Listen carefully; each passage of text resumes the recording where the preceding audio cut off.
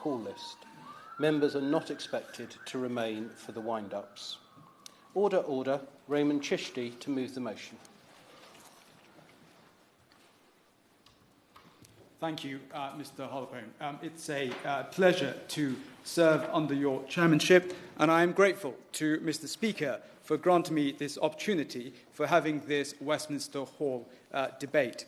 I beg to move that the House has considered progress on the Bishop of Truro's independent review on the persecution of Christians and freedom of religion or belief. As colleagues know, from across the House, I led on the implementation of this report and on championing freedom of religion or belief as the Prime Minister's Special Envoy, and led on this work for across the government from September 2019 to September 2020. And I stepped down from that role due to a policy difference with the government on the matter of principle regarding the Internal Market Bill and my personal commitment to respecting the rule of law. At the very outset, I would like to thank the Prime Minister for giving me a chance to serve in this role as his Special Envoy, covering issues on form which are dear to my heart. And I know they are dear to the Prime Minister's heart, and he made form a top priority for the government. I came to this country in 1984, at the age of 6, as the son of an imam. My family and I were able to practice our faith openly and freely, and were welcomed with open arms in Gillingham. A moral duty on me, whether in Parliament or envoy or everyday life, is to stand up for the rights of individuals who are minority faiths around the world, so that they are able to practice their faith or belief openly and freely, as I did in Gillingham and as I do now in my hometowns of Gillingham and Rainham. I am most grateful to His Grace Archbishop Ian Ernest, the director of the Anglican Centre in Rome, for pointing me towards Jeremiah 29:4-8 from the Bible, which he said refers to you should welcome all people, regardless of colour, creed or background, to your city. And when you join that city, you work hard to coexistence in that city so that the area prospers. Gillingham accepted me with open arms, and my parents taught me the values of respect, values of kindness, individual responsibility, which helped give me an opportunity to serve my hometowns as its Member of Parliament and a chance now to serve its community. As the Foreign Secretary stated at the time of my appointment, a staggering 83% of the world's population live in nations where religious freedom is threatened or banned, an area where UK can and must make a difference, the words of our Foreign Secretary. 84% of the world's population claims to identify itself with a religion. That is the Pew Report. And I agree with the BBC's chief international correspondent. If you don't understand religion, including the abuse of religion, it's becoming an even harder to understand this world. I thank the Prime Minister for his personal commitment during my time in office and in his keen interest on my work. For example, sending in an update note to the Prime Minister on the work you do. Getting a note back. The Prime Minister very much appreciates what you have put in the update note. Can you clarify point X? One does not need to go what point X is, but it shows the Prime Minister's personal interest with regards to the note going up and wanting to know more with regards to the work that is being done.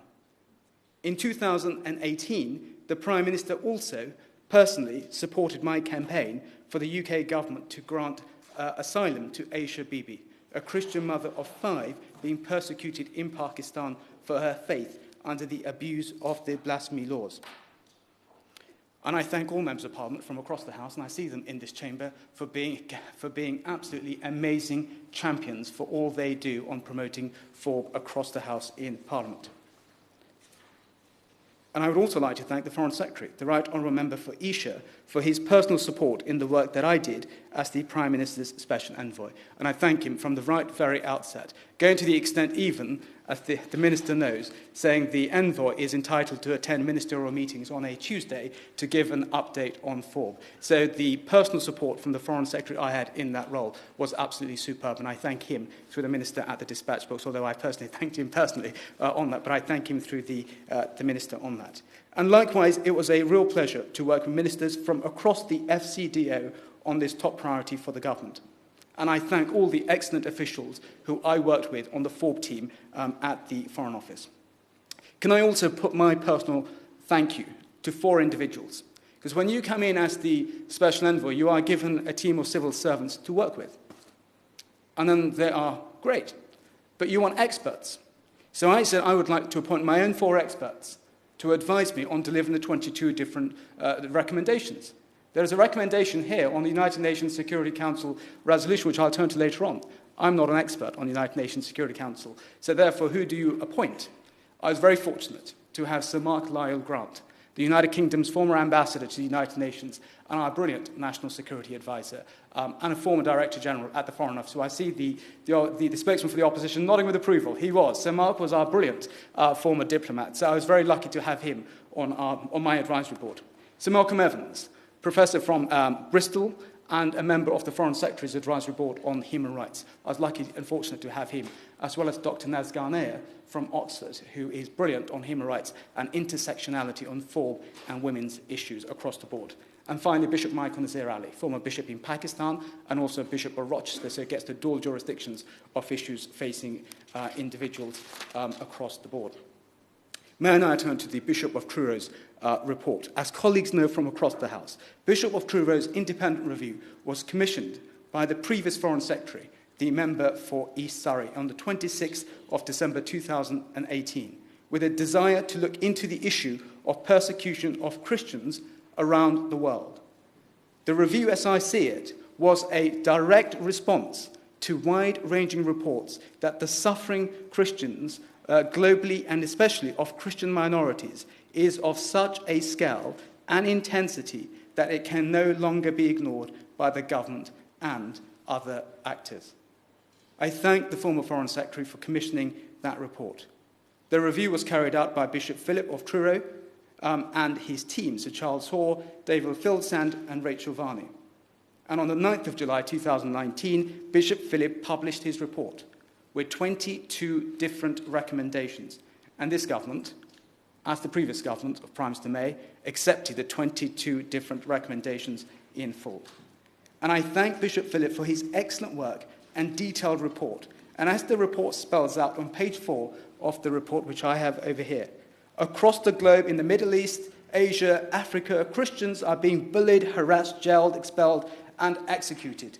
Christianity is by all calculations, the most persecuted religion of modern times. That is a statement from Bishop Philip, who was asked by our government to carry out a report into the scale of persecutions of Christians around the world. And one needs to look at the work and the data of the excellent NGOs, such as Open Doors, CSW, Aid to the Church in Need, just to name a few, that I had a real pleasure of meeting and interacting, because best policy is made when you speak and listen, engage to people on the ground, and our NGOs do that. Can I just also thank the Right Honourable Member for Chipping Barnett. She organised the Open Doors event, which had over 110 parliamentarians from across the House, members of the Commons and members of the Lord. And that's why I say to the government, the issue of religious freedom in this Parliament is one of top priority across parliamentarians, and so is the delivery of this report, which I will shortly outline. It would not be fair of me if I did not say this about Bishop Philip and what he said on page 7 of his report. He said, to argue for special pleading for one group over another would be antithetical to the Christian tradition. It would also ironically expose the group to greater risk. We must ask for FORB for all without fear or favour. And therefore, the report that we have and the recommendations that I was taking forward for the government were designed with regards to protecting and standing up for freedom of religion or belief for all. And at the outset, for me, freedom of religion or belief is a fundamental right for everyone. It is crucial for a peaceful, prosperous, virtuous society as well as a national security priority. The delivery of these different recommendations when I came in was split into short-term, medium-term, and long-term deliverability. And I did this with consulting Bishop Philip at the very outset. Because when you have a report, you ask yourself the question, you have the report, but what's behind the report? What's behind these recommendations? So at the very outset, I met with Bishop Philip, his guidance, to say, how can we take this forward? Why did you come up with that recommendation? What did you have in your mind when you designed that recommendation? His advice, his counsel at the very outset and throughout has been absolutely outstanding.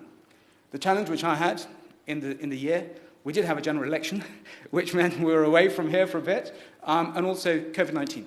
COVID-19 meant then the challenges where from March resources are deployed elsewhere from officials working on this area to a certain extent, and rightly so because we're dealing with COVID-19 and making sure our citizens are brought back from different parts of the world. And I thank the Foreign Secretary and the Foreign Minister for doing a great job in getting 1.2 million of our citizens back to the UK from around the world. Can I just say, on the 13th of September 2020, 1 year in office, 17 of the Truro reviews were taken forward, either fully implemented or progressed. And the question I say to you is, how did I come up with the 17? Because it's important to have accountability on this. So in July of this year, we had a new head of FORB, Juliet, a brilliant official tasked for overseeing all of the FORB work. And I then asked our brilliant head of the FORB team, can she review every aspect of the work that I led on? There needs to be accountability of my work too. So can she look at, across the board, the different recommendations? Because by July, when I gave evidence to the Truro review, year in review with Bishop Philip, there were 11, and many could have been classed as moving forward into that category of implemented or fully implemented, but I wanted somebody to independently to look at that. So on the 7th of September, Juliet came back as the head of FORB and said 17 can be classed in that category of fully implemented or progressed. Now let me just touch on some of those that I can cover now. Recommendation 1, ensure FORB alongside other human rights and values is central to FCO operation and a diplomatic code. What do we mean by a diplomatic code? Was my first question when I read that report.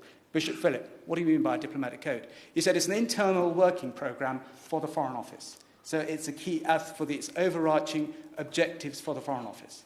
I then met the permanent secretary at the Foreign Office to say this is the recommendation, this is what's designed to be delivered, can we look at how we take this forward? And he said, Raymond, one of the objectives that we have at the Foreign Office at the moment is promoting freedom of religion or belief for all. And the Foreign Secretary's evidence, the FAC last week, he gave his three-winged approach with regards to religion on the freedoms, FORB freedom, media freedom, and Magnitsky sanctions with regards to his vision for FORB on that. But on the framework, I'd asked officials to come back by December with that recommendation of how that can be taken forward. The next recommendation, Mr. Chairman, will take me a bit of time, but it's important I cover this for members. Articulate an aspiration to be a global leader in championing FORB. That is absolutely crucial. We can say we are, it's a top priority for our government, but what have we actually done to make it a top priority? How have we interacted with others around the world? So for me, it was an absolute delight when I advised the government to join the International Religious Freedom Alliance as a founding member in 2020. The IRFA is an organisation of like-minded states which respect freedom of religion or belief, Article 18, Declaration. And it was launched in Washington by Secretary of State Pompeo with over 20 members of states from around the world, and I had a real pleasure to represent the United Kingdom at that meeting. And I pay a huge tribute to Ambassador Sam Brownback, the International Ambassador at Large for Religious Freedom. He had a vision about creating an international alliance that can take swift, quick, appropriate action with like-minded partners. And then he made it a reality by getting this alliance set up. The alliance has, the work it has done over COVID-19, what are the challenges that we faced? We sit here in Parliament, we represent constituencies.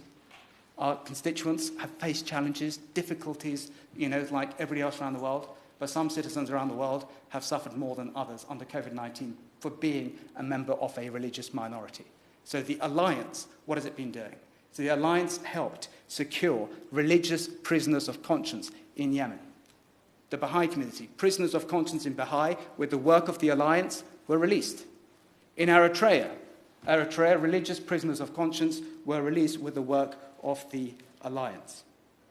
And I'm pleased to say, from speaking to Ambassador Brownback over the weekend, 1,679 religious prisoners of conscience in Uzbekistan have been released, with a direct involvement of the alliance and the work of Ambassador Sam Brownback, and it would be unfair for me not to say the work of the UN Special Rapporteur on freedom of religion or belief, Ahmed Shahid. So I thank them for that. And also, before I had stepped down, I was very fortunate to be the Vice Chairman of the International Alliance, having helped create it, and the members had asked if I would serve as co-Vice Chair with Ambassador Jos Juma from the Netherlands, who did a terrific job on the campaign on the Baha'is being released in Yemen. The other issue that we had to face is, how do we get like-minded countries to make a statement with regards to the persecution of individuals around the world? So there was a COVID-19 statement from 18 countries. And can I just highlight some of this? What are the issues that minorities have faced around the world during COVID-19? Firstly, some governments have been using this pandemic to further repress religious minorities. Secondly, religious minorities are often being discriminated against on the provision of food, aid, and healthcare. Third, some religious minorities are being blamed for the spread of COVID-19 and targeted as a result. Fourth, online propaganda campaigns are targeting religious minorities. And fifth, technology is being used to further repress, discriminate, or surveil religious minorities. And that's why United Kingdom alone cannot be able to make that difference. You have to work with like-minded partners through the multilateral fora, which is what the Alliance did. And I want to thank, a huge thank to Professor Maurice Tedros from CREED, Coalition for Religious Inequality in Development, who recently covered this point at the G20. And CREED have been doing vital work on COVID-19 scapegoating of religious minorities in countries including India, Pakistan, and Iraq. In Pakistan, CREED provided poor sanitation workers who are predominantly from Christian backgrounds with awareness training around personal protective equipment, as well as providing this equipment and conducting advocacy activities with the government around their right to dignity, respect, and protection. Can I just say, I see the member for Strangford sitting right there to my right. His report on minorities in Pakistan, his visit with Lord Alton, was absolutely superb. I cannot thank you from the bottom of my heart what you do day in, day out, not now, but in your career throughout Parliament and the other colleagues on the APPG. And I give you a small little example. When I was the envoy and I needed to know what was going on, I used to have Twitter alerts from the APPG on written questions going on. So what's going on here? You guys on the APPG was absolutely brilliant, and you, sir, and colleagues, Fiona, member for Congleton. Thank you for the report that you did on the minority situation in Pakistan. The other point, if I may move on, is canonization of St. John Henry Newman, a great British saint who made a global impact. We were there at the Holy See. I think the reason I say that is because we had an APPG delegation who was there at the time. And we also had His Royal Highness, the Prince of Wales, leading the United Kingdom delegation. We had 2 Secretaries of State representing the United Kingdom government. And you had the Prime Minister's Special Envoy. And I thank our brilliant ambassador, Sally Axworthy, in the Holy See for the way in which those celebrations were conducted. And if colleagues have not had a chance to read His Royal Highness the Prince of Wales' article in the Tablet from October 2019 on interfaith, at the time of the canonization of St. John Henry Newman, I would strongly suggest that they do. And I thank him personally for his work on interfaith dialogue. Can I just say the other thing, which I'll come to the Minister in due course, the other thing for the UK to be a leader on 4, the question comes, will the United Kingdom host an international ministerial conference on freedom of religion or belief? I then went to the United States and said, hey, the United Kingdom would like to host that conference. There's other countries who wanted to do it. But the United States said, United Kingdom, you can. We went for 2021 is for a full conference. Then the decision came back, And they said 2021 from officials, I understand, COVID-19, COP26 being moved to 2022, would you do it? And therefore, I did not think we should have a virtual semi-conference. There should be a full conference. And then you speak to counterparts in the United States to say, can another country step in 2021 and the United Kingdom in 2022? The Foreign Secretary accepted my advice on that. It would be great now for the Minister later on to say exactly when in 2022 the United Kingdom will host that. The other one, it's in recommendation 2, for the United Kingdom to advocate for member states to have a special envoy for FORB. The first country which I visited as the envoy on transit to the Holy See was Bahrain, a Muslim-majority country where you had a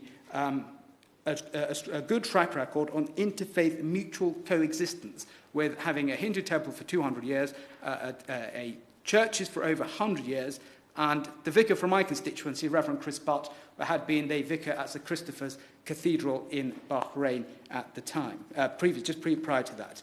I raised with His Majesty King Hamid if Bahrain would appoint a special envoy for freedom of religion or belief.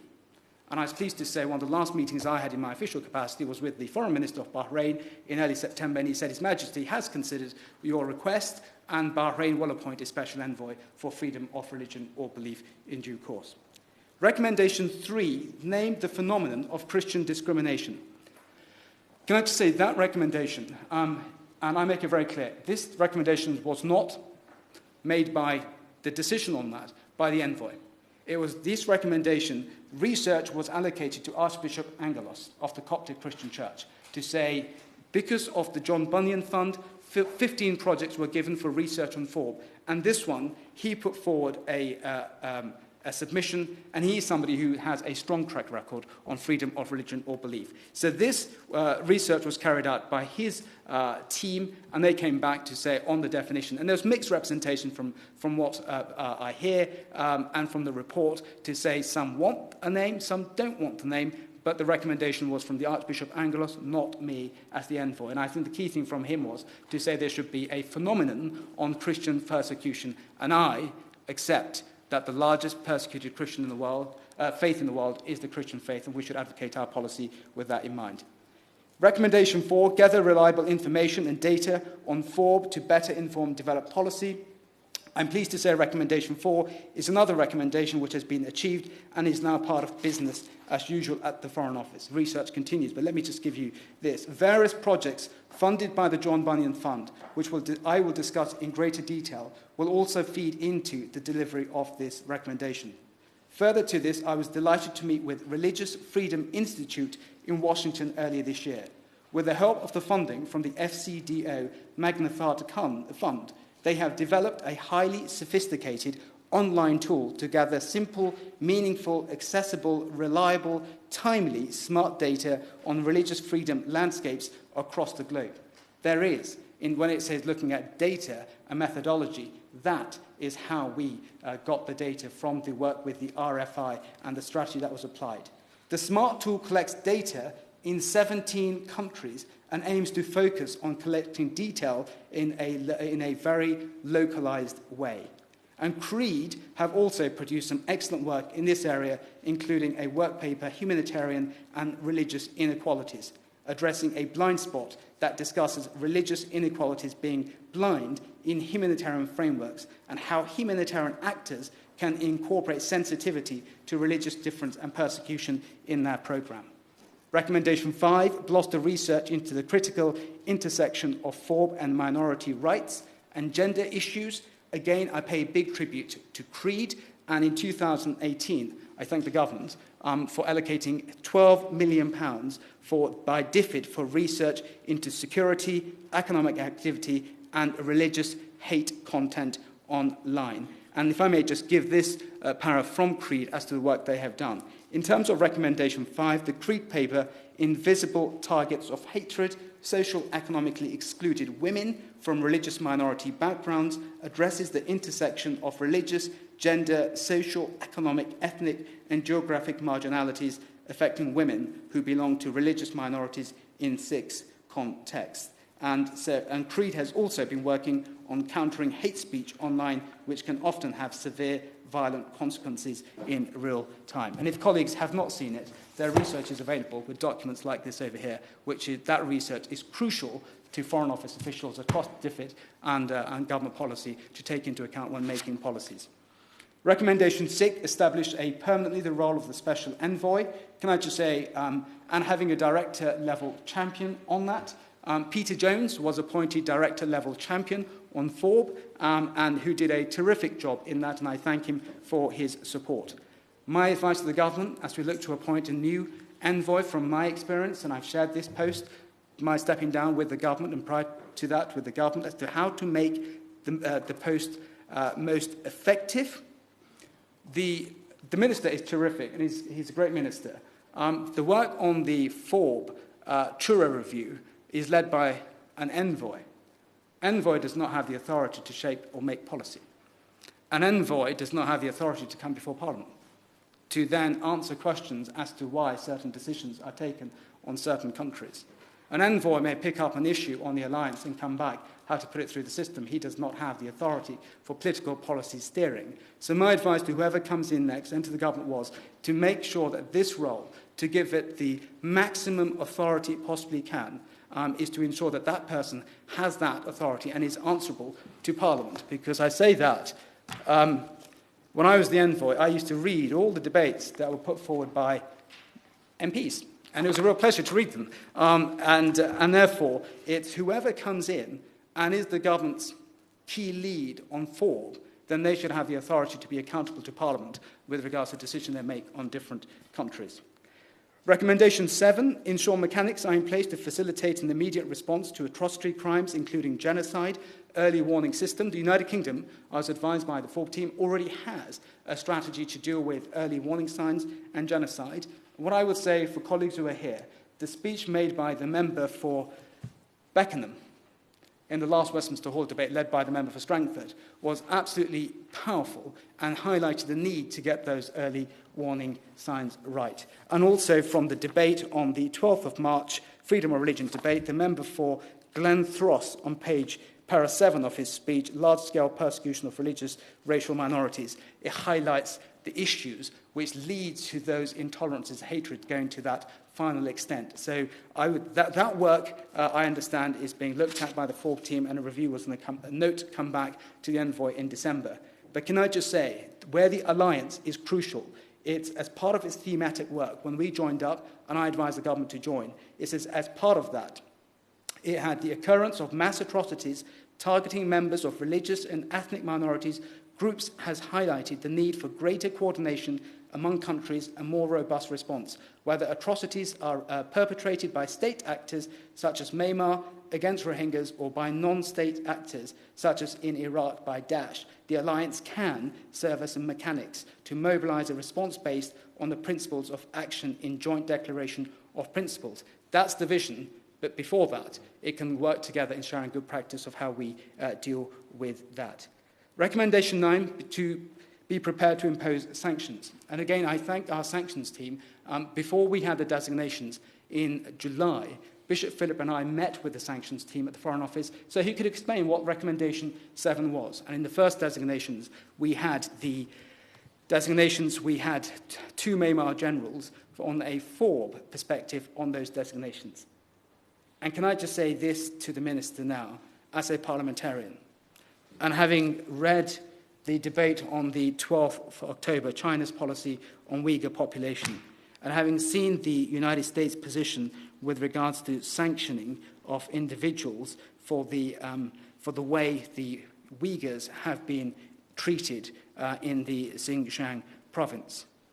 Looking at that debate, myself as a parliamentarian, do I think the line is crossed for the United Kingdom to designate individuals in line with what the United States has done from the Chinese Communist Party?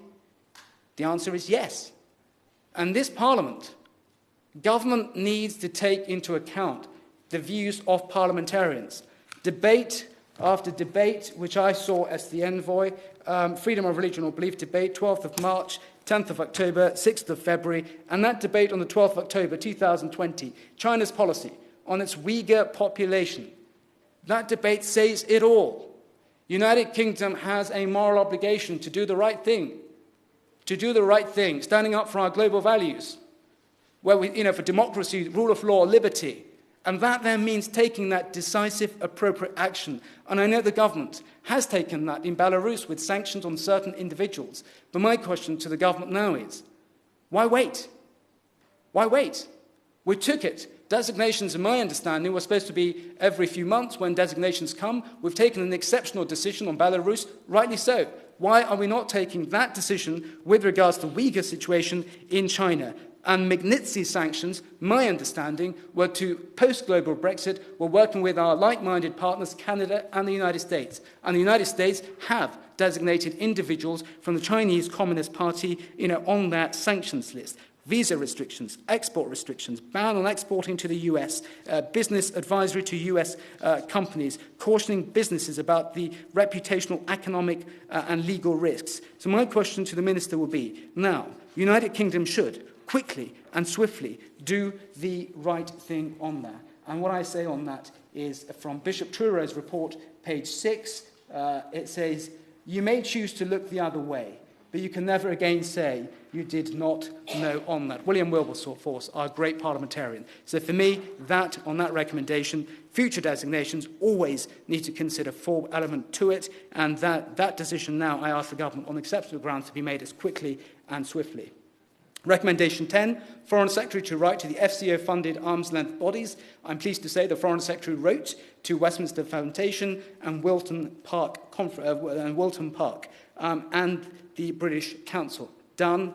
And if I may highlight to colleagues something which is absolutely crucial.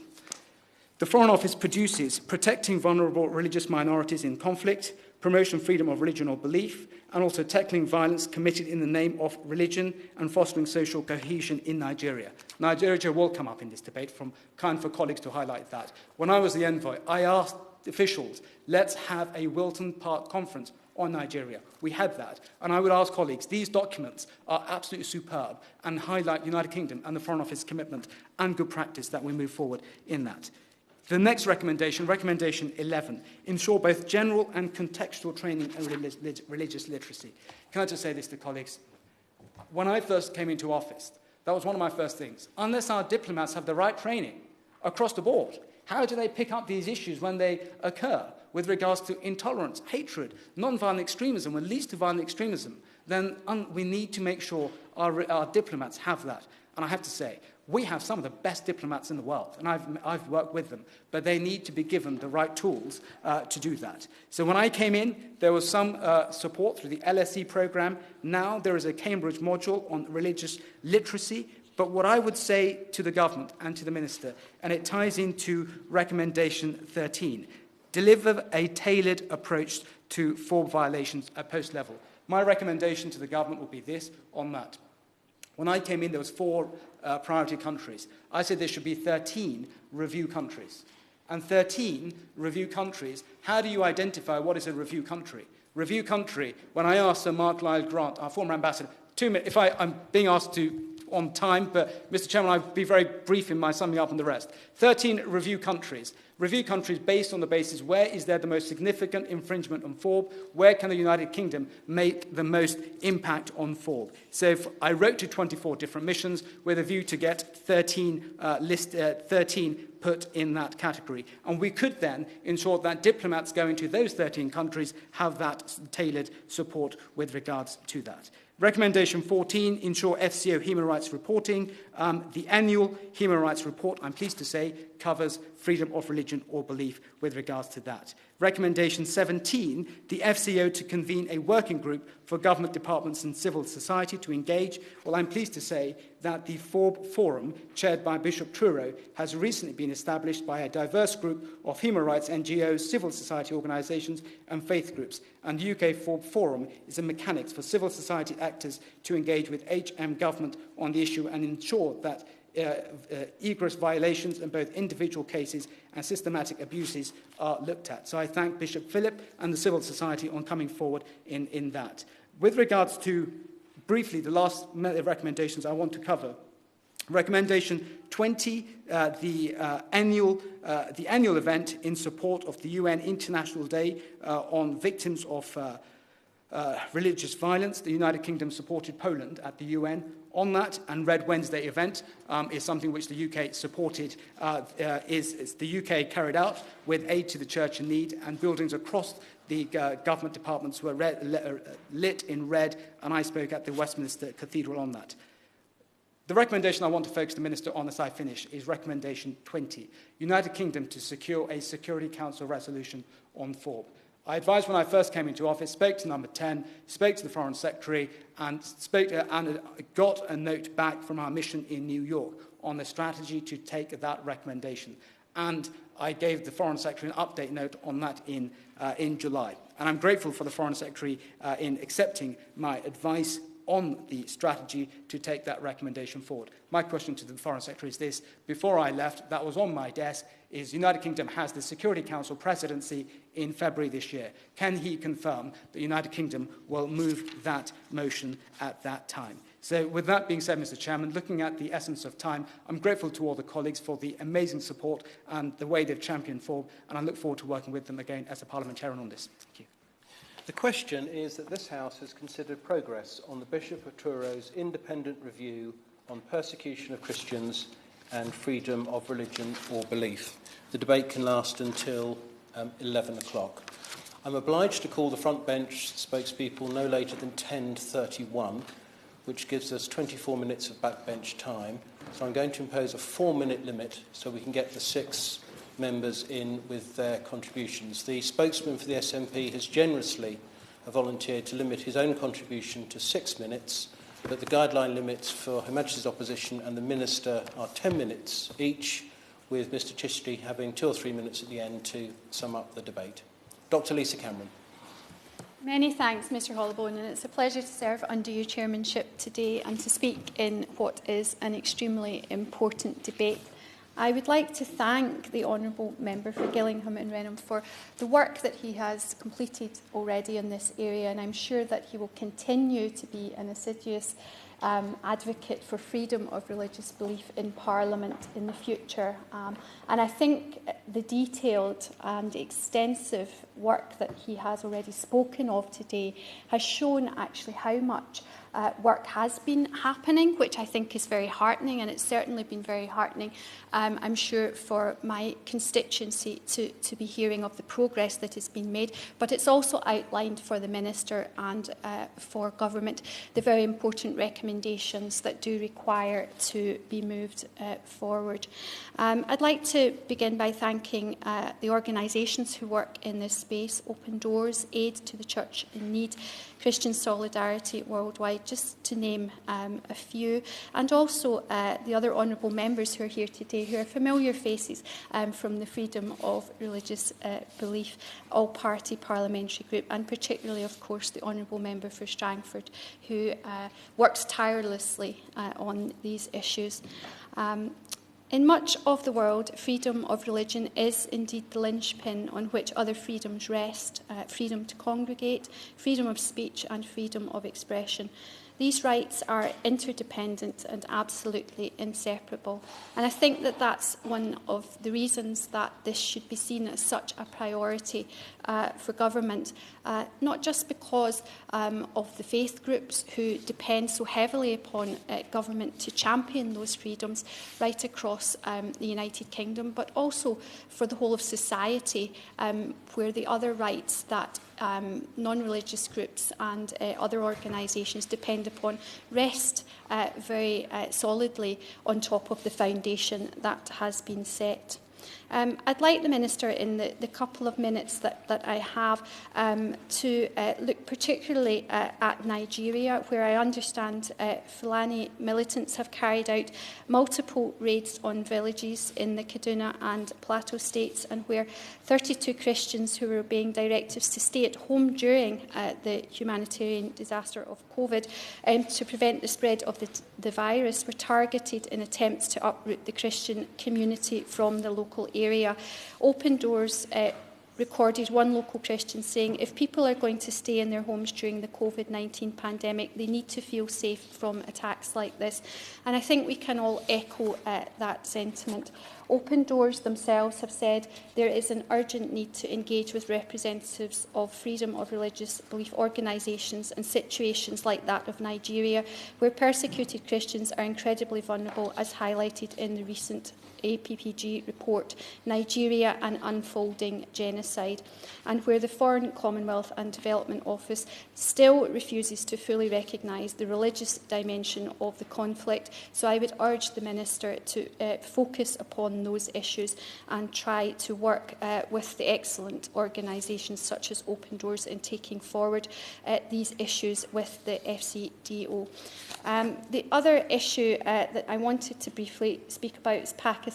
I dare say that I won't have enough time to do so, but I can perhaps send a letter to the Minister on those issues moving forward. And I really just wanted to also pay tribute to the work of those across our constituencies in the United Kingdom who champion these issues throughout the work that they do and who provide such support internationally for those in need. Thank you, Ms Holloway. And firstly, may I pay tribute to the tremendous work undertaken by the Honourable Member for Gillingham and Rainham. His energy and commitment, which he has brought to the role as the Prime Minister's Special Envoy for Freedom of Religion and Belief, will, I believe, be a very hard act to follow, whoever is appointed to succeed him. And we all owe him a deep debt of gratitude. We've heard much of the progress made from the Honourable Member of applying the recommendations of the Bishop of Truro's report. And so I want to focus on just one of those recommendations, which is recommendation 7, the reference to the crime above all crimes, that of genocide.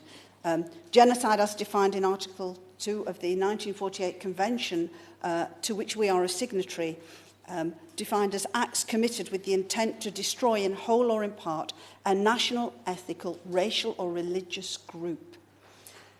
This recommendation has two important components, one in relation to early warning monitoring and one concerning determination of genocide.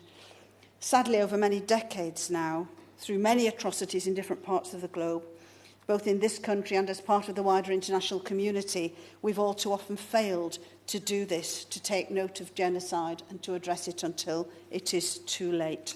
From the suffering of the Armenians in Turkey 100 years ago, through the Holocaust, the genocide in Rwanda, the suffering of the Rohingya Muslims in Burma, the Yazidis in Syria and in Iraq, the Uyghurs in China today, too often, indeed invariably, religious minorities are part of the equation when crimes against humanity and genocide occur. And as the Bishop of Report says, genocidal actions against Christians are high on the agenda of concern. It refers to Rabbi Jonathan Sachs' quote, "The persecution of Christians throughout much of the Middle East, Sub-Saharan Africa and Asia and elsewhere is one of the crimes against humanity of our time." Yet, as I say, we fail to hold perpetrators to account or recognise genocide. The UK doesn't have comprehensive early warning monitoring mechanisms and doesn't engage in genocide determination. And without this, we fail to trigger our duty under the Convention.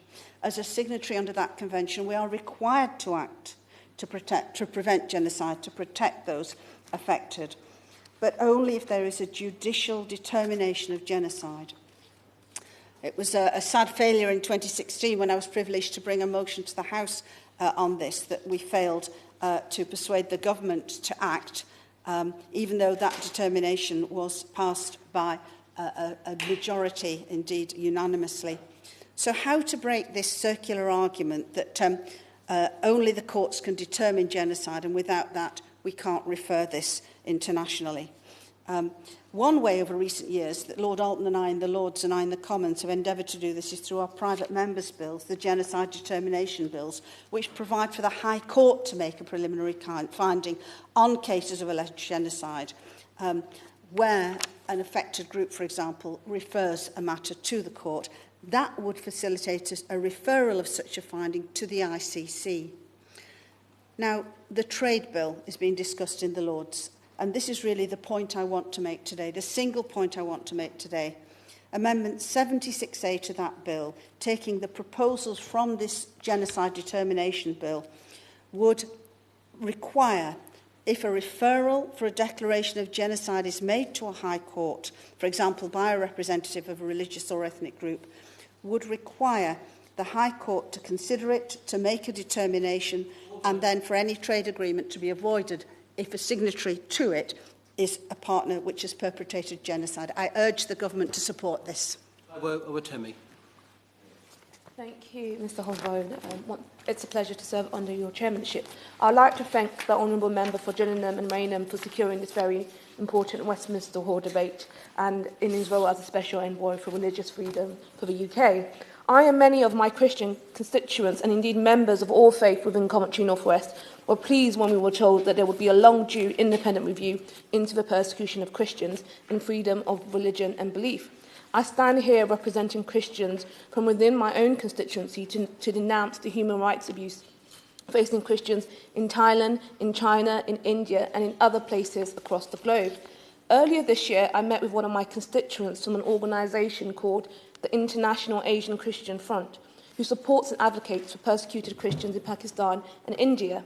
My constituents expressed concerns that COVID-19 related assistance is not going into predominantly Christian villages in this country. The discrimination and attempts to deprive people on the basis of their religion, their health assistance they need in a pandemic is unconscionable, and I'm sure the Minister and honourable members would agree with me. At such a precarious time in this, where we should be banding together in solidarity and support, swathes of our society are being left to fend for themselves simply because they adhere to a different faith. I'm sure the Minister would join me in paying tribute to the organisation Open Door, an organisation who provides support and assistance to persecuted Christians across the world, and one which I'm proud to support. They shine a light on the Christians who face injustice and discrimination on the basis of their faith and ensure that members in this House are aware and can lend their support to those who need it most. I welcome the government's pace in implementing the 22 recommendations from the Bishop of Truro, and I would be interested to know if the Minister could outline when the government will be implementing the remaining recommendations. I also wondered if the Minister could tell me what this government is doing to support persecuted Christians who are being denied food aid in Bangladesh and India during this pandemic, for nurses in the Gulf who have been denied PPE, and for those who have been reportedly attacked during lockdown in Nigeria. For my Christian constituents of Asian heritage, I wonder if you could also tell me what this government is doing to support Asian Christians in the UK who do not have a church or community centres to call their own.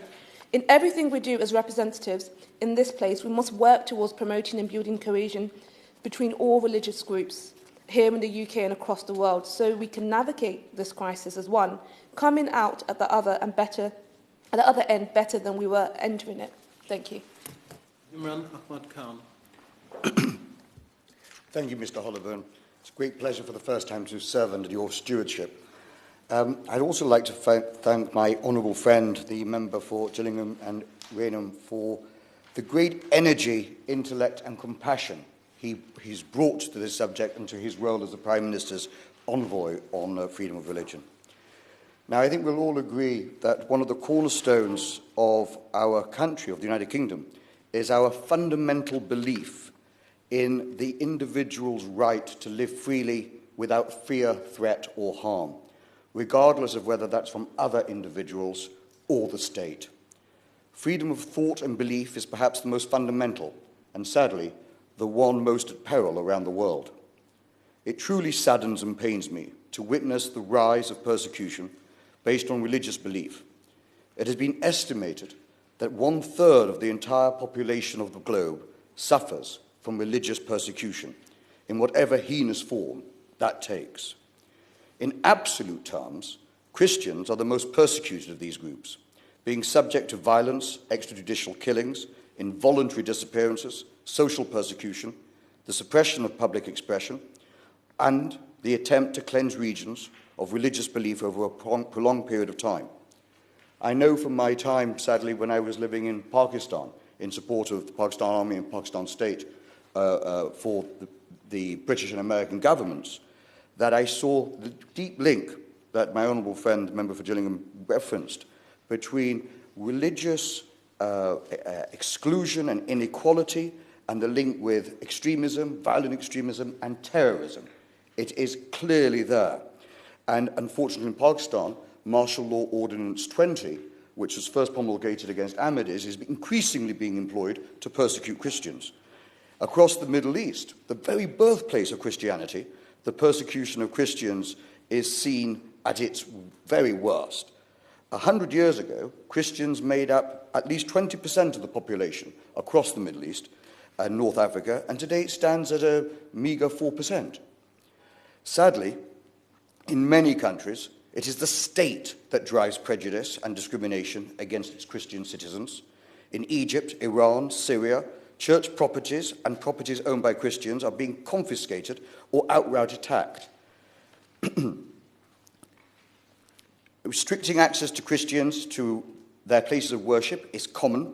In Iran and Turkey, incitement to hatred against Christians has been observed on state-sponsored media. Turkish Christians have been portrayed as not real Turks, and various campaigns smearing their beliefs have also been run.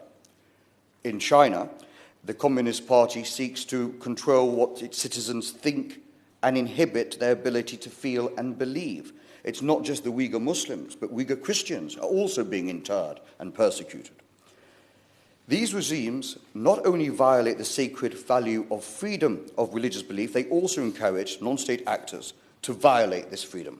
This is a violation of what Britain and decent, right-minded people everywhere cherish, champion, and fight for.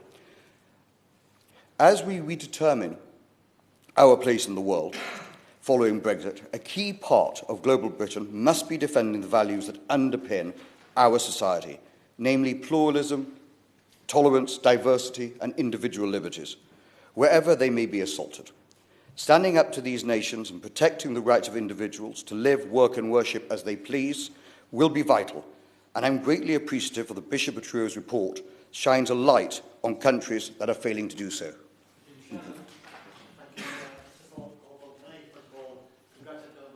Gillingham and Rainham for bringing this forward.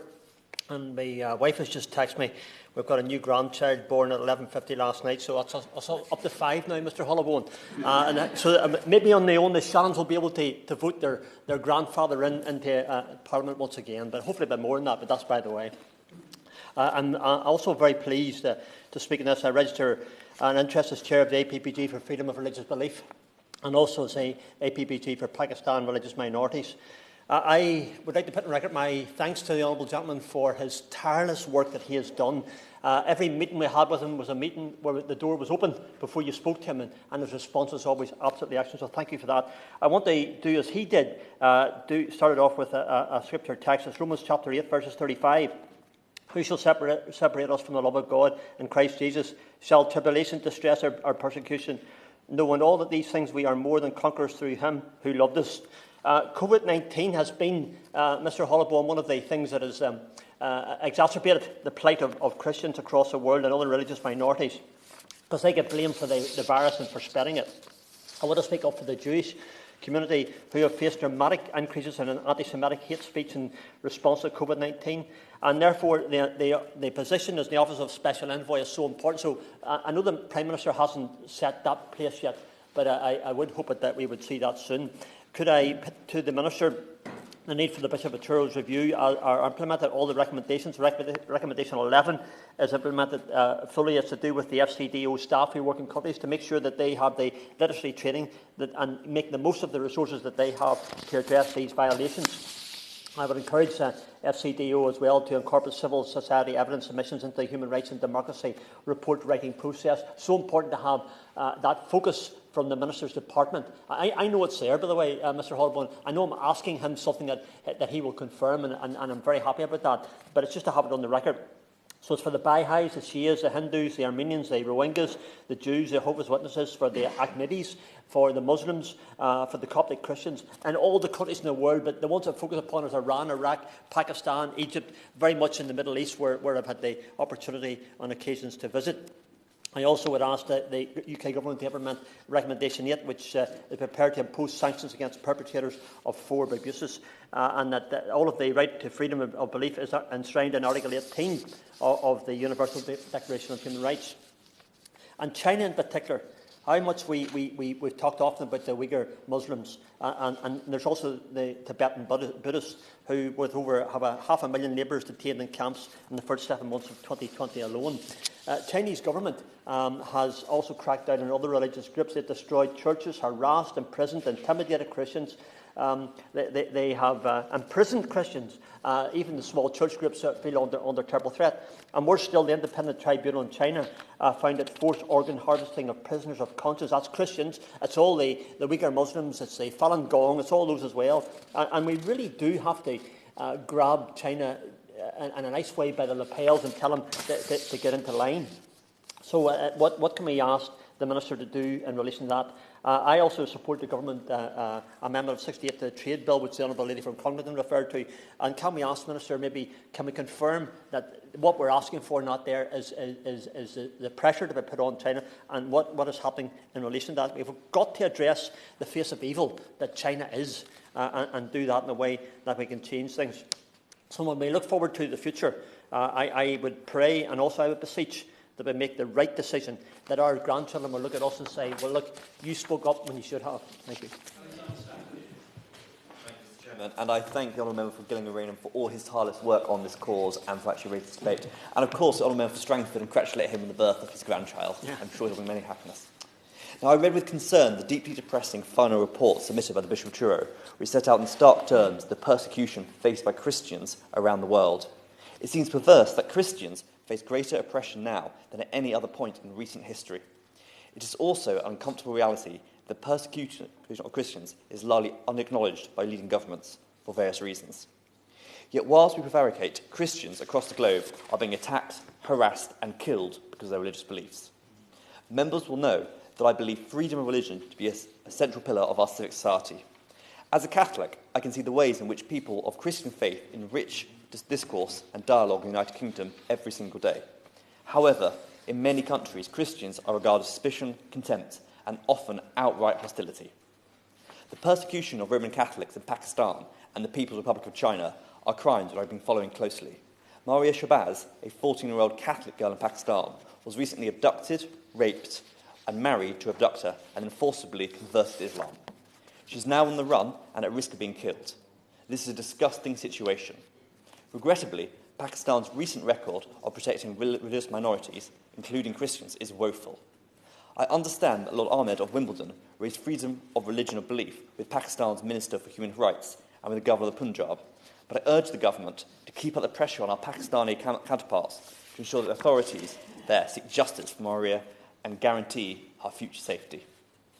In the People's Republic of China, the Communist Party is waging the most severe systematic suppression of Christianity in the country for decades. In the past few years, the CCP has been destroying crosses, burning Bibles, shutting churches, and ordering followers to sign papers renouncing their faith. Only state-approved Chinese Patriotic Catholic Association churches are allowed to exist, and Catholics have been driven underground at great personal cost. It is no wonder then, Mr. Chairman, that the Holy See recognises the Republic of China as being the true representative of China, where Catholics can worship freely and openly in Taiwan, but not in the PRC. Many Catholics are worried the renewal of secretive agreements between China and the Church damages Rome's moral authority, puts Catholics in danger because of its acquiescence to Beijing's terms. I entreat this government to work with the Vatican and the PRC to stop the oppression of Catholics and to legalise the Church in the country. Set against the background, the Bishop of Truro's review was welcome and timely, and the government's commitment to the recommendations will bring real improvements to the lives of those persecuted because of their faith. I am pleased to note that more than half of the recommendations have already been implemented or at the process of being implemented. I am particularly encouraged by the creation of the UK Global Human Rights Sanctions Regime, responding to the recommendations in the report that we must impose sanctions against those who persecute Christians. Furthermore, the launch of the John Bunyan Fund for Freedom of Religion and Belief has funded 15 research projects that look at the challenges facing different religious communities amongst those Christian. This is great progress. I commend the government to visibly and robustly stand up for the rights of Christians everywhere. We must face down repression wherever we find it and protect the world's most vulnerable, regardless of race, background or creed. And I pray for my fellow Christians and will continue to fight for them in this House. Thank you. We now come to the front bench speeches. David Linden for the SNP. Thank you very much, Mr. Baldwin. It's a great pleasure to see you in the chair for this morning's debate. I want to start, as others have done, by congratulating my honourable friend, the member for Gillingham and Rainham, in not just securing today's debate, but also for all of his work in his role as the Prime Minister's Special Envoy. And at this juncture, and with your forbearance, Mr Hall, I also want to pay tribute to Mervyn Thomas, who stood down just earlier this year as Chief Executive of Christian Solidarity Worldwide, where he served with distinction in that organisation for 40 years. I think most of us who work in the kind of fields of FORB know just how much of a titan Mervyn Thomas is in this particular field, and I'm sure I speak on behalf of all members when I wish him well for whatever comes next. Now, we've had an excellent debate this morning with contributions from honourable members representing East Kilbride, Straven and Lesmahago, Congleton, Coventry North West, Wakefield, Strangford and, of course, Rother Valley. And I'd say that throughout my time as an MP, religious freedom has been an issue that's been very close to my heart, and certainly that of my constituents. But during this time, and long before that, there's one image that's always stayed with me. And it came from Egypt's Tahrir Square in 2011, when Christians formed a kind of a human shield, essentially, around Muslims who were on their hands and knees praying. And that, for me, is the very essence of what freedom of religion and belief is all about. It's about people of different faiths or no faiths whatsoever coming together and respecting each other and upholding that. And it's not just some sort of romantic idea, because it's something that's enshrined in the UN Universal Declaration of Human Rights. Let's remember it says, everyone has the right to freedom of thought, conscience and religion. This right includes freedom to change his religion or belief in freedom, either alone or in the community with others, and in public or private, to manifest his religion or belief in teaching, practice, worship and observance. Now, the freedom of religion is a fundamental human right, and one that we should all honour and protect. And it's debates like this that make me, a Scottish Nationalist MP, it does not make me proud to be a Westminster MP a lot of the time. This is one of the few occasions when we come together and really affirm that absolute belief in unity in that. But during the 2019 backbench debate on this very topic, I offered my support for the Bishop of Truro's report and all its recommendations, and of course the support of my own party as well. And we are, like others, committed to ensuring that religious freedom is observed around the globe, and that the recommendations of the report are implemented in full to attain that goal. As the Honourable Gentleman, the member for Gillingham and Rainham, has set out, 17 out of 22 of the recommendations made in the Bishop of Truro's report have been implemented or are in the process of being implemented, and I know that all of us in the House want to see it being implemented as quickly as possible. But one issue that I want to raise today with the Minister was the fact that there has not been a replacement for the Honourable Gentleman from Gillingham and Rainham as the Prime Minister's Special Envoy. I do think that this is a crucial role, and I would urge the Government to fill that position as soon as possible to ensure that this vital work can continue. And in all seriousness, and I appreciate that as a Nationalist MP, that the Prime Minister is unlikely to take advice from me, and probably rightly so in many occasions. But the one bit of advice that I would genuinely offer to the Government, and I do it with all sincerity, is if it is considering appointing another MP to be the Special Envoy, that it looks very seriously at considering my honourable friend, the member for Strangford, who does so much work in this field. And we know there are examples of MPs from other parties being appointed as Special Envoys, but I would ask the Minister to take that back to the Prime Minister and consider that somebody like our honourable friend, who is such a champion in this field, I think would be an excellent candidate for the post. Now, turning now to the coronavirus pandemic, COVID-19 has negatively impacted Christian communities across the globe, with persecution continuing during this public health crisis. And I've continued, as I do, working closely with Christian Solidarity Worldwide during the pandemic, and have been in touch with a contact of theirs in Uttar Pradesh in India. Now, the contact, who I'll be keeping anonymous for their safety, informed me of violent attacks that have taken place against Christians worshipping. I've been told that in 2019 there were 60 cases of persecution, and by September this year already 45 cases have taken place, even with COVID-19 lockdown measures in place. My contact also described how some police officers in the region have been biased against the Christian community, and it's often a lottery depending on which police officer receives the call as to how those Christians who are worshipping will be treated. If the officer, for example, is sympathetic to the Christian faith, then they'll respond to the call. If not, then often there is no response to the attack, meaning that violent criminals often go without punishment. And I know that the government's probably fed up of hearing me complain about the situation in India, but I think there's a real moment that we've got to take stock of the fact that this is the world's largest democracy, an emerging middle class, but we are seeing a rapid rise in terms of the World Watch List of India, and I would once again ask the government to make sure that it is raising this with authorities in India. But around the globe, everyone should be free to worship without fear or persecution, and it's vital that this government does everything in its power to condemn the violent attacks against those worshipping and work together to protect freedom of religion. And I'm glad that honourable friends from Congleton and Strangford, as well as others, have made reference to the trade bill. That there is no doubt whatsoever that as the United Kingdom goes into global Britain and tries to kind of find this new space on the world stage, it does have an opportunity to make sure that in trade negotiations these issues are not missed out, because I appreciate that in a trade negotiation you don't want to raise things that are perhaps going to be controversial, but we should never lose sight of the fact that freedom of religion and belief and human rights should be at the top of the agenda. But we are now faced with a unique moment in history. Between Brexit talks and the pandemic, it is vital that we continue to protect human rights and freedom of religion. And it's absolutely crucial that during this crisis we continue to work towards ensuring that the persecution of all religions and those who have no religion at all ends, and that everyone around the globe is free to worship without fear.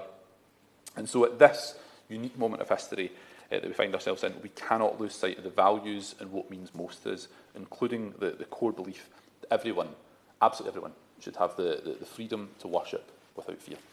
Thank you. Stephen Dempsey. Thank you, Mr. Holland. It's good to see you in the chair, and I want to thank everybody who's contributed to the debate today. Some incredibly strong and passionate contributions, as I would expect from the members that we see in the room across the House. And of course, I want to commend the Honourable Member for Gillingham Rainham for securing the debate today, and of course, his work as the Prime Minister's Special Envoy. Indeed, sorry that he had to resign.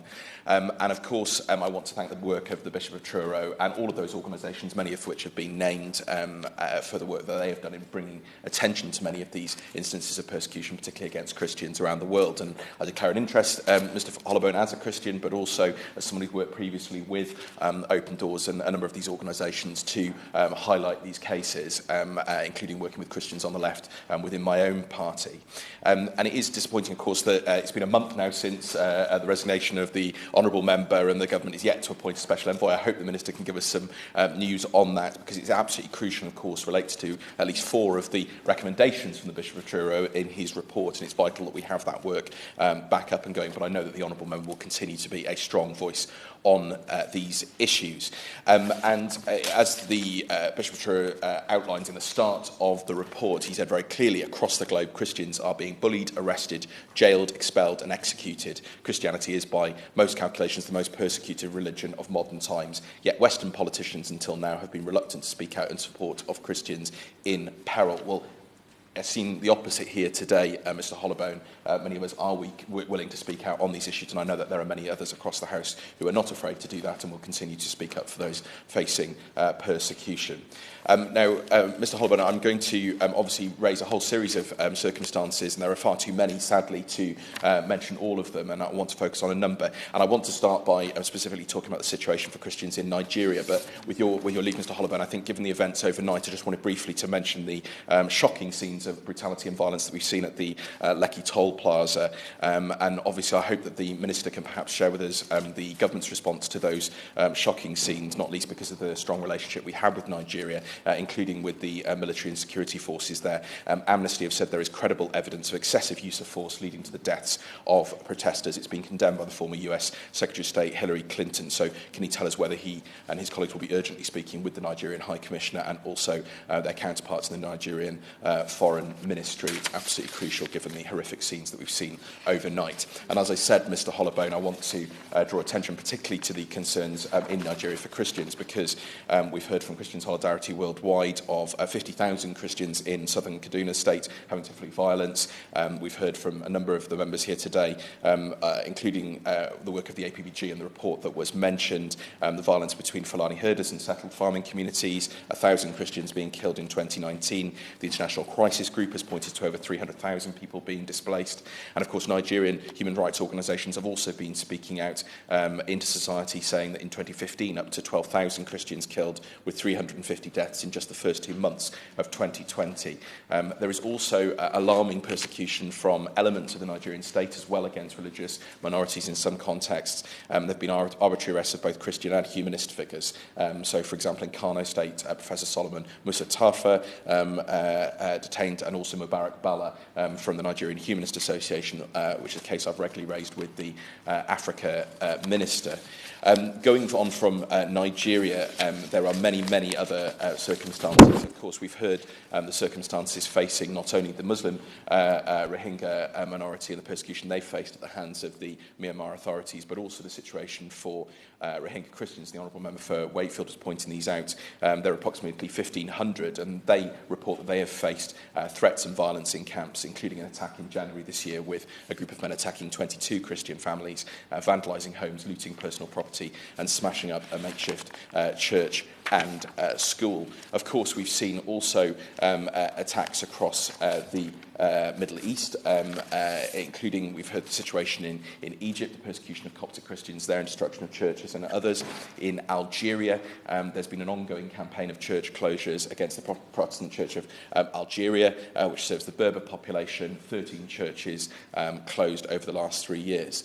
We've heard of the situation in Iran, where, of course, only Shia Muslims are allowed to hold key political positions, and there are continued attacks on those who change or renounce their religious beliefs. And atheists, too, affected. Many of those who differ from the repressive regime there, the extraordinarily repressive regime there, at risk of arbitrary detention, torture, and the death penalty, of course. We've also heard about the situation in Pakistan with the blasphemy laws there, which still carry the mandatory death penalty, which violate those fundamental rights to the freedom of expression, thought, conscience and religion. And rather than moving away from such violations, we've seen attacks increase, and many individual cases that are of deep concern to the organisations who have been speaking out so powerfully on behalf of both individuals and individual churches and others who've been affected. We've also seen the situation in Sri Lanka, of course, the horrific attacks which we've just been marking, and those scenes utterly shocked the world. We've also seen a situation deeply worsening in places that have not drawn attention, such as Mozambique. Deeply worrying situation there in the north of the country. Recently, monks in the north of the country have been forced to flee across the border to Tanzania after an attack on their monastery in the district of Cabo Delgado. And there is a deeply worrying rise in extremism there from groups little noticed, I'm sorry to say, by the outside world. So there are so many examples, Mr. Hollowbone, it is difficult to do them justice, but the organisations who have been highlighting these atrocities, and I mentioned the specific Christian ones, but of course organisations like Amnesty, Human Rights Watch and many others have also been leading efforts to draw attention to these circumstances and to urge governments around the world to act.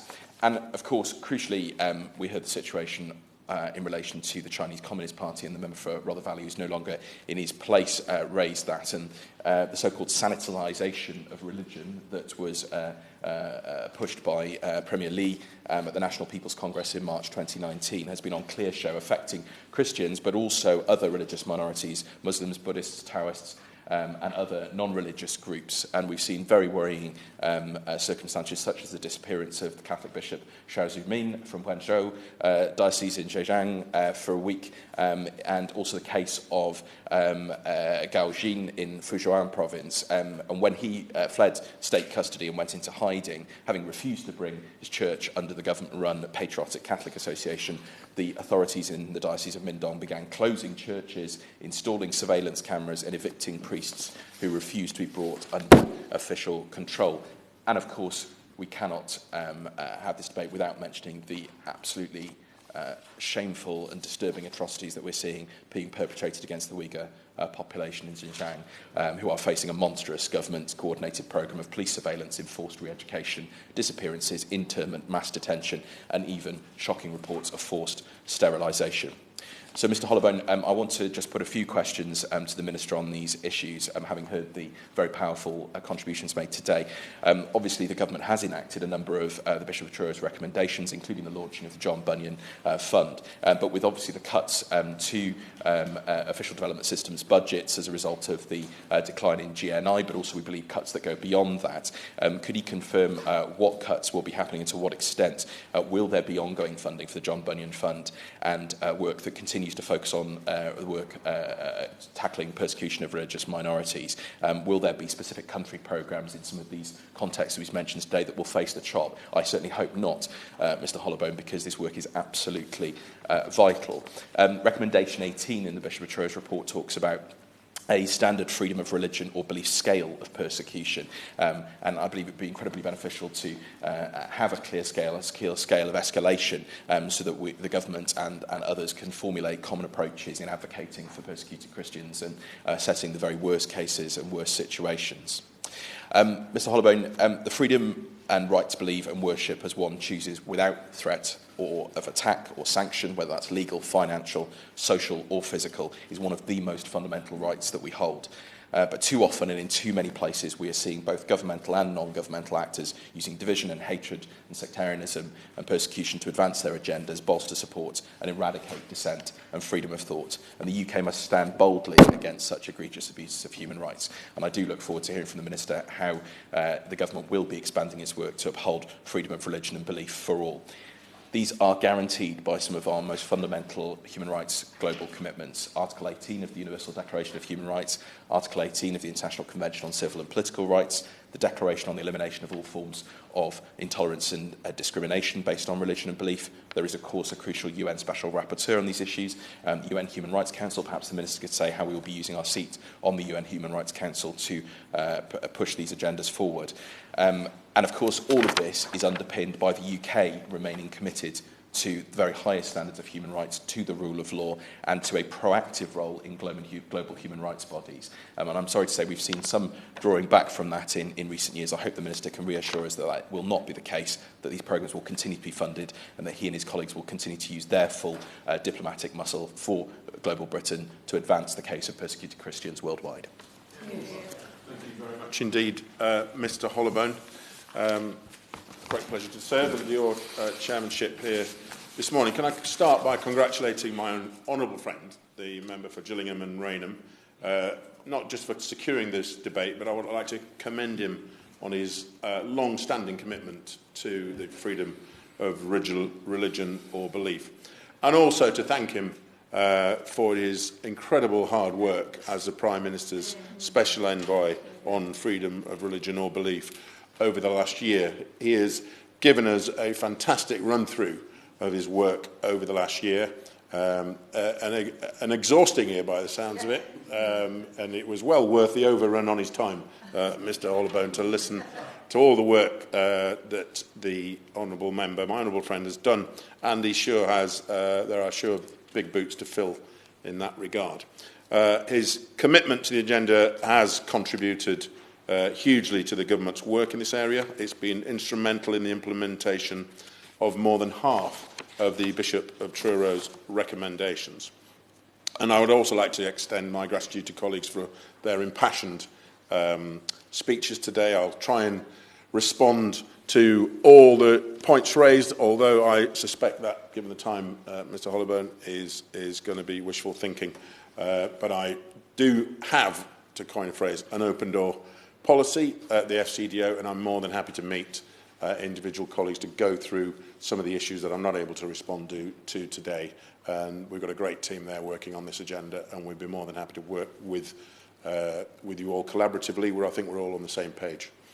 So I can start by reaffirming the government's unwavering commitment to freedom of religion or belief. It's a commitment that was further underlined by the Prime Minister's appointment last year of my honourable friend who succeeded my colleague Lord Ahmad of Wimbledon, who continues to champion the cause in his capacity as Minister for Human Rights at the FCDO in the Lords. The Prime Minister is resolute in his commitment to freedom of religion or belief, and I can confirm a new Special Envoy will be appointed in due course. I thought the honourable member for Glasgow East was making a fantastic pitch for the job until he pivoted and made a great reference for the honourable member for Strangford. But I would just ask colleagues to bear with, as my kids say. There will be an appointment made by the Prime Minister shortly. He's absolutely committed to this role. Diplomacy and development go hand in hand. Religious intolerance and persecution are often at the heart of foreign and development policy challenges. Where freedom of religion or belief is under attack, other human rights are often threatened too. And the newly merged FCDO is using all its diplomatic tools to ensure that nobody suffers because of their conscience. And as the House is aware, the then Foreign Secretary, my right honourable friend, the member for South West Surrey, commissioned an independent review into the scale of Christian persecution globally. It produced a set of challenging recommendations on what more the government could do to support people of all faiths and none everywhere around the world. And so far, as we've heard, we've implemented or are in the process of implementing 17 of the recommendations. If I can just run through a couple of recommendations. Recommendation 11 focuses on the religious literacy of our officials. I'm pleased that work is underway to ensure that British diplomats and officials do have access to enhanced religious literacy training to help them understand the role that religion plays in many people's lives and in the decisions that they make. This training will help us develop more religiously literate policies and to engage more effectively. Recommendation 9 is about the establishment of a John Bunyan Fund. In August last year, we launched the fund successfully. In the first year alone, we funded 15 research projects looking at the challenges faced by different communities, including Christians, Yazidis and humanists, as well as cross-cutting issues such as migration and the double vulnerability experienced by women from minority faith backgrounds. Recommendation 20 encourages us to use our position as a permanent member of the UN Security Council to seek a resolution calling on governments in the Middle East and North Africa to ensure protection of Christians and other faith minorities. The Foreign Secretary remains absolutely committed to delivering this recommendation, recognising freedom or religion or belief as a force for good. Lord Ahmed has been working tirelessly on this and met our mission in New York a fortnight ago to review the opportunities presented by our presidency in 2021 of the Security Council. We're working harder than ever to support those who are persecuted on account of their religion or belief and to implement the recommendations of the Bishop of Truro. So today's debate, Mr. Hollowbone, highlights why our efforts are so urgently needed.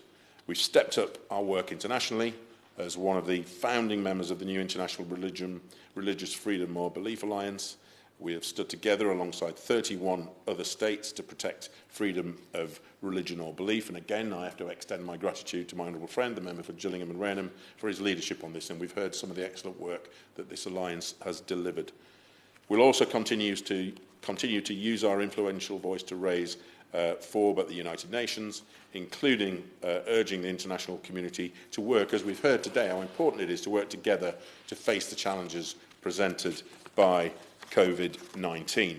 It's particularly important at this time to ensure that the most vulnerable and disadvantaged members of society are actively included in response and recovery efforts. If I could turn, Mr. Hollowbone, just to some of the references made by honourable and right honourable members here today. We heard an excellent opening speech, as I've said, from the honourable member, my honourable friend for Gillingham and Rainham. I asked whether we are going to be hosting the Ministerial Global Conference in 22 on 4. We will be announcing a date for that, for this conference in the coming months. He also talked about sanctions. One or two members have mentioned our sanctions regime and why we're not already implementing them on certain individuals who are oppressing the Uyghur population. We introduced the sanction regime in July. It gives us a powerful tool to hold to account those involved in serious human rights violations. We're constantly considering further designations under this regime. But as honourable members would appreciate, it would be wrong to speculate exactly as to who may be designated, because if we do so, at this stage it does reduce their impact. The honourable member for East Kilbride rightly referred to the excellent work, as did the honourable member, the spokesman for the opposition of Open Doors, in fact, worked with them himself. He also referenced, as did other honourable members, what's going on in Nigeria, and I know the honourable member for Cardiff and Penarth mentioned that in his remarks. We are aware of the reports of recent human rights violations involving the FSARS, and recent incidents have prompted serious and widespread protests. Our High Commissioner in Abuja has raised this with the Nigerian government. We condemn all incidents of intercommunal violence in Nigeria, which continues to have a devastating effect on communities of all faiths. She also referred to Pakistan, and I very much look forward to receiving her letter, and I'm, as I said before, very happy to meet her with my team to go through that. My honourable friend, member for Congleton, is a constant champion on this issue, and we thank her for all the work that she does in this regard. She has mentioned, and it's right to mention, the genocide definition, but it does have a specific definition in international law, and any judgment as to whether genocide has occurred really is a matter for judicial decision, but I really do appreciate her, and rightly so, referring to this again. The honourable member for Coventry North West spoke of her. I can, but I'm going to probably end up not covering everybody's points. But just want to ask if the Minister would reassure us that he will give consideration to the amendment to the Trade Bill, which more than one member referred to. Yes, with regard to the Trade Bill, we've got a strong history of safeguarding human rights and promoting our values globally. These strong economic relationships with our partners allow us to have open discussions on a range of important issues, including human rights. We continue to encourage all states to uphold their international human rights obligations. The honourable member for Coventry North West spoke passionately about her personal experiences of meeting with constituents who've been discriminated against. I'd like to thank her for welcoming the pace at which these recommendations are being implemented, but I can assure her that the full set of recommendations will be implemented by July 22. We are very concerned about the reports that some communities are being denied access to aid. My colleague, the Minister for Human Rights, raised this very issue during the UK's closing statement at the 44th session of the UN Human Rights Council. I'd also like to thank the honourable members for Strangford and Wakefield for their passionate contributions. Congratulate the honourable member for Strangford on the birth of his grandson. My honourable friend also for Rother Valley, is no longer in his place, raised rightly the issue of Pakistan and China. A very well thought out, passionate speech from the SNP spokesman, and again, almost a great pitch for the Special Envoy's role. What I would like to do now, before handing back to the honourable member for Gillingham and Rainham, is I can assure the House that this government will continue to be a long-standing champion of human rights and freedoms. We have a duty to promote and defend our values of equality, inclusion and respect at home and abroad. We will continue to stand up for the rights of minority communities around the world and to defend the right to freedom of religion or belief for everyone, everywhere. Rehman Chishti. Thank you, Mr. Holloway. Can I first of all just thank the Minister for the response, and also to colleagues. I think for us all, whether we are for faiths or beliefs or none, there's a concept of forgiveness, and I ask forgiveness for going longer than I should have at the very outset of my remarks. But to colleagues over here, I could only do my job as the envoy because of the fantastic work of parliamentarians pushing this at every level, and by constituents.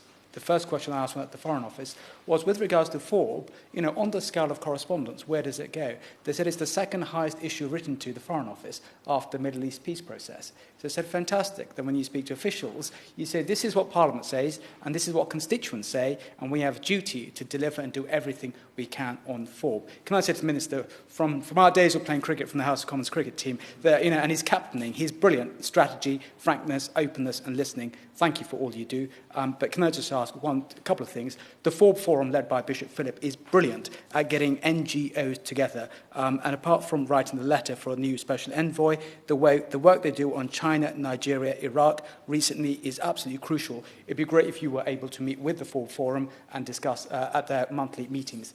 The recommendation, which I slightly did not mention, but I should mention, recommendation 12, establish a clear framework for reporting at post. That was more or less signed off in my time. And can I ask you, through you, Minister, the FORB toolkit can be shared with diplomats around the world. Thank you. In order to allow the safe exit of honourable members participating in this item of business and the safe arrival of those participating in the next, I am suspending the sitting for 2 minutes.